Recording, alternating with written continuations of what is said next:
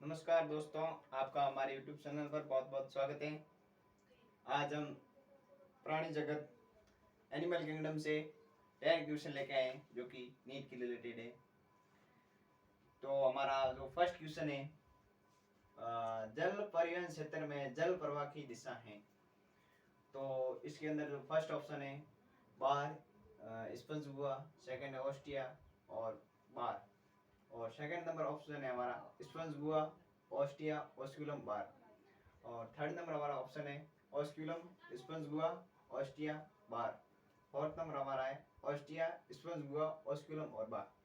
तो हमारे को इसके अंदर बताना है कि जो हमारा ये जो जल परिवहन क्षेत्र होता है फोरिफेरा के अंदर होता है, तो इसका जो मार्ग होता है जो हमारे ऑस्ट्रिया ऑस्ट्रिया से स्पंज गुआ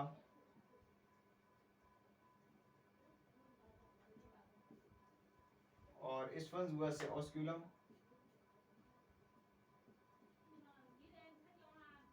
ऑस्क्यूलम से बार।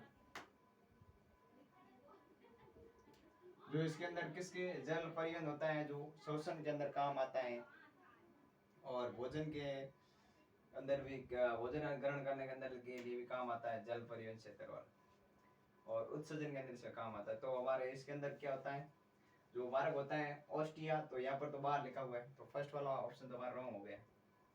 और सेकंड है स्पंज गुआ, स्पंज गुआ नहीं, पहले ऑस्ट्रिया होता है तो ये भी गलत हो गया।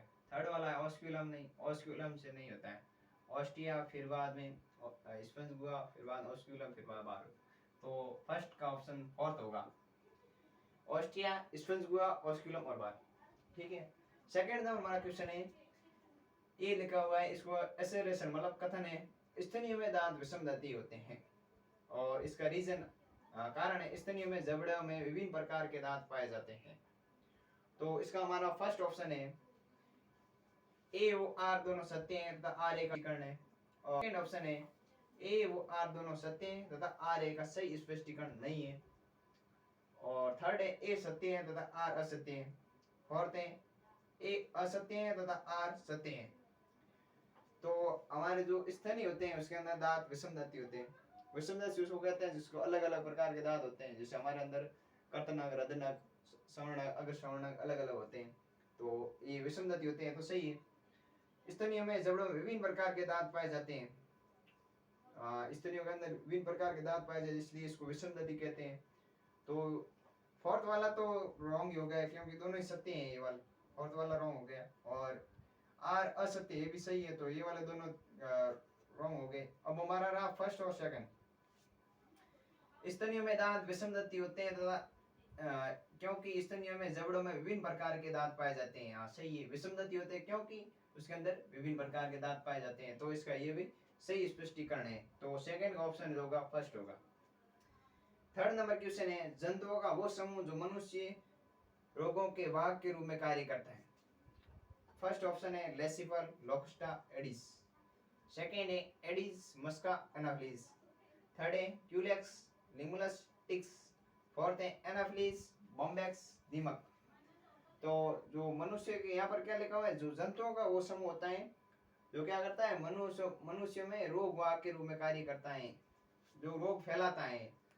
जो रोग वाहक कौन होता है, जो रोग फैलाता है, तो उसको क्या कहते हैं, जैसे हमारी मक्खियां हो गई, उसको हमारे को क्या करती है, रोग फैलाती है, तो उसको क्या कहते हैं, रोग वाहक। तो फर्स्ट है लेसिफर, लोकस्टा और एडिस। लेसिफर नहीं होता है, लोकस्टा भी होता है जो रोग नहीं फैलाता, एडिस मच्छर होते हैं जो कि हमारे लोग रोग फैलाते हैं, वाहक के रूप में कार्य करते हैं, तो इसके फर्स्ट वाला ऑप्शन तो रॉन्ग हो गया। सेकेंड है एडिस, मस्का, एनाफ्लिस। एडिस मच्छर जिसके कारण भी हमारे को रोग होता है, मस्का जो कि मक्खी है जिसके कारण भी हमारे को रोग वाहक के रूप में कार्य करती है और हमारे जिसके अंदर रोग फैलता है। एनाफ्लिस ये भी मच्छर है, मादा एनाफ्लिस प्लाज्मोडियम होता है, उसके कारण भी रोग होता है, और इसलिए हमारा आंसर जो होगा थर्ड का सेकंड होगा। थर्ड नंबर क्वेश्चन है, क्वेश्चन नहीं है मतलब ऑप्शन है क्यूलेक्स, लिमुलस और टिक्स। क्यूलेक्स जिसके कारण रोग होता है, मच्छर है, लिमुलस जिसके कारण रोग नहीं होता है, ये हमारे आर्थ्रोपोडा के अंदर है, और टिक्स, टिक्स तो जो बाहर की ओर पाए जाते हैं, जो हमारे को रोग फैलाते हैं, तो टिक्स के कारण होता है, लेकिन रिमूलस नहीं होता है। तो हमारा थर्ड वाला ऑप्शन भी रॉन्ग हो गया। फोर्थ वाला ऑप्शन है एनाफिलीज बॉम्बैक्स दीमक। एनाफिलीज के कारण होता है, बॉम्बैक्स के कारण नहीं होता है, दीमक के कारण नहीं होता है, इसलिए थर्ड का ऑप्शन सेकंड होगा और फोर्थ वाला नहीं होगा। तो हमारा थर्ड का आंसर जो होगा सेकंड होगा। फोर्थ नंबर क्वेश्चन है, निम्न में से कौन सी एक समुद्री मछली है जिसका अंतकंकाल अस्थिर होता है? तो अंतकंकाल क्या था? हड्डियों का बना होता है, अस्थिर होता है। फर्स्ट है प्लेस्टिस, सेकंड है एक्सोसिटस, थर्ड है लेसियो नहीं लेबियो, और फोर्थ है कार्केरोडॉन। तो ऐसी कौन सी मछली जो समुद्री भी है और अंतकंकाल क्या है? अस्थिर है? तो समुद्री पिस्टिस होती है, पिस्टिस जिसको आरा मछली कहते हैं। तो ये तो हमारी समुद्री होती है, इसका अंतकंकाल क्या अस्थिर नहीं होता है। तो ये वाला रॉन्ग हो गया, क्योंकि ये तो हमारी जो होती है कॉन्ट्रैक्ट थी अंदर आती है, ये उपास्थल मछली होती है। और एक्सोसिटस, एक्सोसिटस होती है जो समुद्री भी होती है और अंतकंकाल अस्थिर होता है। तो फोर्थ का आंसर जो सेकंड होगा। लेकिन थर्ड वाला देखते हैं। थर्ड वाला जो अंतकंकाल होता है जो अस्थिर होता है, लेकिन ये मतलब समुद्री जल में नहीं रहती है, ये फ्रेश वाटर के अंदर रहती है, इस अलवणीय जल के अंदर रहती है, लेबियो। तो थर्ड वाला हमारा ऑप्शन भी रॉन्ग होगा। और फोर्थ वाला है कार्केरोडॉन। कार्केरोडॉन इसके अंदर जो होता है अंतकंकाल अस्थिर होता है, और ये समुद्र के अंदर रहती है, लेकिन अंतकंकाल अस्थिर नहीं होता है। इसके अंदर अंतकंकाल कैसा होता है? उपास्थल होता है। तो फोर्थ वाला ऑप्शन भी रॉन्ग हो गया। तो फोर्थ का आंसर जो होगा सेकंड होगा, एक्सोसिटस, जो कि एक समुद्री मछली भी है और इसका जो अंतकंकाल होता है अस्थिर होता है। तो इसका आंसर जो होगा सेकंड होगा, फोर्थ का। फिफ्थ नंबर क्वेश्चन है, आदि वर्ग को सोलेनोसाइट से उत्सर्जन किसमें नहीं होता है? हमारे को यहाँ पर एक क्या पूछा गया है? आदि वर्ग जिसको कहते हैं प्रोटोनेफ्रिडिया, सोलेनोसाइट से उत्सर्जन किसमें नहीं होता है? तो फर्स्ट है ब्रेंकियोस्टोमेटा, सेकंड ऑप्शन है एम्फिओक्सिस, थर्ड है लैंसिलेट और फोर्थ है ऑर्थिनोरिंकस। तो फर्स्ट है ब्रेंकियोस्टोमेटा, जो कि हमारे सेफेलोकॉर्डेटा है, जो कि कॉर्डेटा को तीन भागों में बांटा गया है, यूरिकॉर्डेटा, सेफेलोकॉर्डेटा और वर्टिब्रेटा। तो उसके अंदर से जो हमारे सेफेलोकॉर्डेटा है उसके एग्जांपल हैं ब्रेंकियोस्टोमेटा है, जो कि एक सेफेलोकॉर्डेटा है, और उसी को एम्फिओक्सिस भी कहते हैं, और उसी को भी लैंसिलेट कहते हैं। तो हमारे फर्स्ट ऑप्शन के अंदर क्या दिखा है? ब्रेंकियोस्टोमेटा, सेकंड क्या है? एम्फिओक्सिस, थर्ड क्या है? लैंसिलेट, और फोर्थ ऑप्शन है ऑर्थिनोरिंगस। ऑर्थिनोरिंगस जो कि हमारे स्तनधारी है। तो स्तनधारी के अंदर आदि वर्ग क्या सोलेनोसाइट्स के आधार नहीं होता है, उसके अंदर क्या होते हैं? वर्कक होते हैं, जो हमारे किडनी होते हैं ना, उसके द्वारा होता है उत्सर्जन। तो इसका जो किसमें नहीं होता हमारे को नहीं पूछा गया है, तो इसका आंसर जो होगा फोर्थ होगा, आदि वर्ग वो सोलेनोसाइट। आदि वर्ग को इंग्लिश में प्रोटोनेफ्रिडिया भी कहते हैं। और सिक्स नंबर हमारा क्वेश्चन है, निम्न में से किसमें एक से अधिक लार्वा अवस्था द्वारा परिवर्तन होता है? जैसे हमारे लार्वा होता है, लार्वा के बाद में क्या होता है? कायांतरण होता है, कायांतरण से क्या बनता है? वैक्स बनता है। तो इसके अंदर ऐसा पूछा गया है कि एक लार्वा अवस्था को एक से अधिक होती है, तो ये किसके अंदर होती है? फर्स्ट ऑप्शन दे रखा है प्लेटिहेल्मिंथेस, सेकंड है इकाइनोडर्मेटा, थर्ड है कॉर्डेटा, फोर्थ है हेमिकॉर्डेटा। तो हमारा सिक्स का फर्स्ट है प्लेटिहेल्मिंथेस। तो हमारे एनसीईआरटी के अंदर लिखा हुआ है कि प्लेटिहेल्मिंथेस जिसके अंदर एक से अधिक लार्वा अवस्थाएं पाई जाती है। तो सिक्स का आंसर होगा फर्स्ट होगा। इसका आंसर इकाइनोडर्मेटा नहीं होगा, जो हमारा सेकंड आंसर है, ये वाला रॉन्ग होगा।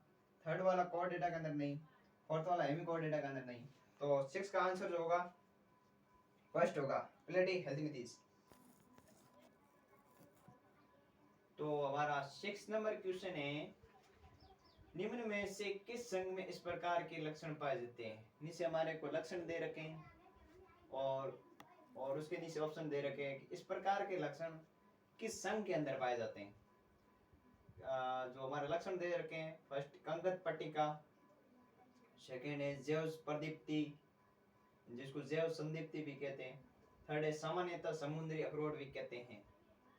तो इसके ऑप्शन है, फर्स्ट है फोरिफेरा, सेकेंड है टीनोफोरा, थर्ड है यूरोकॉर्डेटा, फोर्थ है एनेलेडा। जो हमारी कंगत पट्टिका, उसको देख के हम कह सकते हैं कि ये कंगत पट्टिका किसके अंदर होती है? ओनली फॉर टीनोफोरा के अंदर ही होती है कंगत पट्टिका। और सेकंड के अंदर दे रखा है जैव प्रदीप्ति, ये भी हमारे टीनोफोरा के अंदर होती है, जो रात के टाइम चमकते हैं, इसको क्या कहते हैं? जैव प्रदीप्ति, प्रकाश का उत्सर्जन करते हैं। थर्ड है सामान्यतः समुद्री अखरोट भी कहते हैं, टीनोफोरा होता है, इसको क्या कहते हैं, सामान्यतः समुद्री अखरोट भी कहते हैं। तो फर्स्ट ऑप्शन दे रखा है हमारा पोरीफेरा, फर्स्ट ऑप्शन पोरीफेरा, ये वाला रॉन्ग हो जाएगा। सेकेंड ऑप्शन है टीनोफोरा, तो 6 का जो आंसर जो होगा टीनोफोरा होगा, सेकेंड आंसर सही है टीनोफोरा। और थर्ड है यूरोकोडेटा, ये हमारे कोडेटा का सब फाइलम है, मतलब उपसंग है, तो ये वाला रॉन्ग हो गया। फोर्थ एनालिडा, ये वाला भी रॉन्ग हो गया। तो 6 नंबर का जो आंसर है सेकेंड टीनोफोरा। 7 नंबर क्वेश्चन है फीसिस का अध्यय होता है, तो हमारे यहाँ पर पूछा गया है जो फीसिस होती है उसके अंदर अध्यय कैसा होता है। तो फर्स्ट है 2 वैश्रम का जिसमें एक आलिन तथा एक निलय होता है। सेकंड नंबर हमारा ऑप्शन है 3 वैश्रम का जिसमें 2 आलिन तथा एक निलय होता है। थर्ड है 3 वैश्रम का जिसमें एक आलिन तथा 2 निलय का होता है। फोर्थ है 4 वैश्रम का जिसमें 2 आलिन तथा 2 निलय होता है। तो हमारी जो फीसिस होती हैं उसके अंदर एक आलिन तथा एक निलय होता है जो कि 2 वैश्रम का होता है, मतलब 2 चैम्बर के होते हैं, इसके अंदर वैश्रम लिखा हुआ है, 2 चैम्बर के होते हैं, 2 वैश्रम का होता है जिसमें एक आलिंद होता है एक निलय होता है। और जो हमारे सरीसृप और रेप्टाइल होते हैं उसके अंदर 3 चैम्बर का होता है, 2 आलिंद होते हैं और एक निलय होता है, और उसके आगे मिक्स्ड हो गए ब्लड आगे जाता है। और जो हमारे स्तनधारी और पक्षी होते हैं उसके अंदर 4 चैम्बर का होता है। तो हमारे को यहाँ पर पूछा गया है कि पीसीस के अंदर अध्यय होता है, तो पीसीस के अंदर 2 वैश्रम का होता है जिसमें एक आलिंद होता है और एक निलय होता है। तो इसका जो आंसर होगा 7 का फर्स्ट होगा, 2 वैश्रम का जिसमें एक आलिंद तथा एक निलय होता है। सेकेंड नंबर ऑप्शन है 3 वैश्रम का जिसमें 2 आलिंद तथा एक निलय होता है, ये वाला रॉन्ग हो जाएगा, 3 वैश्रम का होता है नहीं, वैसे 2 वैश्रम का होता है, आगे देखने की जरूरत नहीं है। थर्ड है 3 वैश्रम का जिसमें एक आलिंद तथा 2 निलय होता है, ये वाला भी रॉन्ग हो जाएगा। यहाँ पर लिखा है 4 वैश्रम का, ये तो हो गई नहीं। तो जो 7 नंबर क्वेश्चन का जो आंसर होगा फर्स्ट होगा, 2 वैश्रम का जिसमें एक आलिंद तथा एक निलय होता है। 8 नंबर क्वेश्चन है प्रोटोकॉट्स के लिए असत्य है, तो हमारे को प्रोटोकॉट्स के बारे में लिखा हुआ यहाँ पर है और उसके बारे में क्या बताना है, असत्य बताना है। फर्स्ट है केवल समुद्री, सेकेंड है इसमें ट्यूनिकेटा वो सिफेलोकॉट्स आते हैं, थर्ड है सभी वयस्क में फर्स्ट रज्जु होती है, फोर्थ है एसिडिया सेल्फा ब्रिंगुस्टा इसके उदाहरण है। तो प्रोटोकॉट्स होते हैं जो कि केवल समुद्री होते हैं, तो फर्स्ट ऑप्शन हमारा है जो सही है। यहाँ पर हमारे क्या पूछा गया है, प्रोटोकॉट्स के लिए असत्य हैं, और प्रोटोकॉट्स के अंदर हमारे ट्यूनिकेटा और सिफेलोकॉट्स दोनों ही आते हैं। ट्यूनिकेटा का यूरोकॉट्स भी कहते हैं, जो कि हमारे कोडेटा होता है, उसको 3 भागों में बांटा गया है, ट्यूनिकेटा सिफेलोकॉट्स और वर्टिब्रेटा। और ट्यूनिकेटा और सिफेलोकॉट्स को दोनों को मिलाकर क्या कहते हैं, प्रोटोकॉट्स कहते हैं। तो ये वाला भी सेकंड वाला भी सही है, हमारे यहाँ पर असत्य पूछा गया है। थर्ड है सभी वयस्क में पष्ट रज्जु होती है, सभी वयस्क के अंदर पष्ट रज्जु नहीं होती है, क्योंकि जो हमारे ट्यूनिकेटा होते हैं जिसको यूरोकॉट्स भी कहते हैं, तो उसके अंदर क्या होता है कि जब वो लार्वा अवस्था होती है तब उसके अंदर फर्स्ट रज्जु होती है, लेकिन जब वो वयस्क हो जाते हैं तब उसके अंदर फर्स्ट रज्जु नहीं होती है। लेकिन जो सिफेलोकॉट्स होते हैं उसके अंदर लार्वा के अंदर भी होती है और फिर बाद वयस्क होता है उसके अंदर भी फर्स्ट रज्जु होती है। तो हमारे यहाँ पर क्या पूछा गया था, असत्य कौन सा है, तो 8 का आंसर होगा थर्ड होगा, ये हमारा असत्य है। फोर्थ है एसिडिया सल्फा ब्रिंगस्टोमेटा, तो हमारे एसिडिया था सल्फा है जो कि ट्यूनिकेटा के उदाहरण है, और सिफेलोकॉट्स है जो कि ब्रिंगस्टोमेटा एक ही उदाहरण है। तो ये दोनों इसके प्रोटोकॉट्स के अंदर आते हैं, तो इसके उदाहरण है, तो ये वाला सही है। तो हमारे यहाँ पर असत्य पूछा गया था, तो 8 नंबर का क्वेश्चन आंसर सही आंसर है, सभी वेस्ट में फर्स्ट रज्जु होती हैं, ये वाला आंसर जो होगा सही होगा 8 का 3, हमारे यहाँ पर असत्य पूछा गया था। और 9 नंबर क्वेश्चन है फर्स्ट रज्जु चिरस्थायी, मतलब जीवन भर पाई जाती है, उसको कहते हैं चिरस्थायी। और पर्सन रहित क्लोम छिद्र, जिसको इंग्लिश में कहते हैं ओपरकुलम, जो कि तैरने में सहायक होते हैं। दांत पटाव शल्कों के रूपांतरण वाले लक्षण कौन से उपसंग में होते हैं, दांत पटाव मतलब प्लेकोइड शल्क किसके अंदर रूपांतरण वाले लक्षण होते हैं। फर्स्ट है कॉन्ड्रिक्थिस, सेकेंड है ओस्टिक्थिस, थर्ड है साइक्लोस्टोमेटा, फोर्थ है वर्टिब्रेटा। तो जो हमारे फर्स्ट रज्जु चिरस्थायी होती है और पर्सन रहित क्लोम छिद्र, तो कॉन्ड्रिक्थिस होती है जिसके अंदर क्या होते हैं, फर्स्ट रज्जु क्या होती है, शिरस्थायी होती है। पर्शन रहित क्लोम छिद्र, पर्शन रहित क्लोम छिद्र होते हैं इसके अंदर, ओफिकुलम नहीं पाया जाता है। और टिनोइड जो प्लेकोइड शलक होते हैं जो इसके अंदर कॉन्टिक थी इसके अंदर पाए जाते हैं। और फर्स्ट रज्जु शिरस्थायी होती है। तो कौन से संघ में होते हैं, ऑस्टिक थीस के अंदर नहीं होते हैं, ऑस्टिक थीस के अंदर प्लेकोइड शलक नहीं होता है। और पर्सद ओफिकुलम इसके अंदर होता है। तो हमारा यह सेकंड आंसर तो कट गया। और साइक्लोस्टोमेटा इसके अंदर शलक तो होते ही नहीं है, मतलब पट्टा शलक तो होते ही नहीं है, तो ये वाला ऑप्शन कट गया। फोर्थ है वर्टिब्रेटा, वर्टिब्रेटा के अंदर भी नहीं होते हैं ये वाले लक्षण। तो जो आंसर जो होगा हमारा 9 का फर्स्ट होगा। इसके अंदर फर्स्ट जो शिरस्थायी भी होती है और कलम छिद्र भी पर्सन रहित कलम छिद्र होते हैं और दांत पटाख शलक वगैरह रूपांतर वाले होते हैं। तो 9 का आंसर जो होगा फर्स्ट होगा। 9 का सही आंसर कौन सा है, फर्स्ट है, कॉन्टिक थीस। ठीक है। और 10 नंबर क्वेश्चन है, कौन सा बेनेलोग्लोसस का लक्षण नहीं है। तो हमारा जो बेनेलोग्लोसस है उसका लक्षण नहीं है।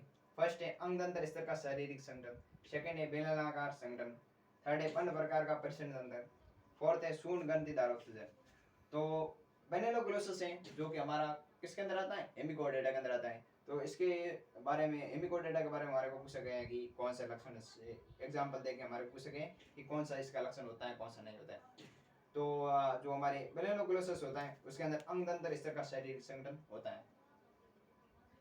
और बेलनाकार संगठन होता है, उसके अंदर एग्जांपल भी दे रखा है नीचे एनसीईआरटी के। बेलनाकार संगठन होता है। बंद प्रकार का परिसंध तंत्र, बंद प्रकार का परिसंध तंत्र नहीं होता है। इसके अंदर क्या होता है, खुले प्रकार का परिसंध तंत्र होता है।